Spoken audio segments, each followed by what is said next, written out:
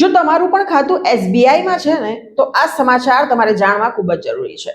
દેશની સૌથી મોટી સરકારી બેંક સ્ટેટ બેંક ઓફ ઇન્ડિયાએ આઈએમપીએસ દ્વારા થતા ઓનલાઈન મની ટ્રાન્સફર માટે સર્વિસ ચાર્જ જાહેર કર્યો છે. આ નવું ચાર્જ સ્ટ્રક્ચર 15 ફેબ્રુઆરીથી અમલમાં આવશે.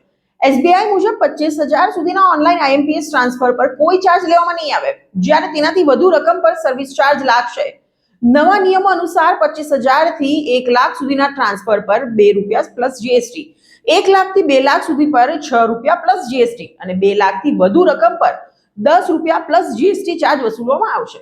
આ નિયમો ઇન્ટરનેટ બેન્કિંગ, મોબાઈલ બેન્કિંગ અને યોનો એપ દ્વારા કરવામાં આવેલા ટ્રાન્ઝેક્શન પર લાગુ પડશે. બેંકે સ્પષ્ટ કર્યું છે કે શાખા દ્વારા કરવામાં આવતા આઈએમપીએસ ટ્રાન્ઝેક્શનના ચાર્જમાં કોઈ ફેરફાર કરાયો નથી. સાથે જ સેલેરી અને કેટલાક ખાસ સેવિંગ્સ એકાઉન્ટ ધારકોને આઈએમપીએસ ચાર્જમાંથી સંપૂર્ણ મુક્તિ આપવામાં આવી છે. એસબીઆઈ આઈએમપીએસ માટે દૈનિક ટ્રાન્સફર મર્યાદા 5 લાખ યથાવત રાખી છે અને ગ્રાહકોને ટ્રાન્ઝેક્શન પહેલા લાભાર્થીની વિગતો ચકાસવાની સલાહ આપી છે.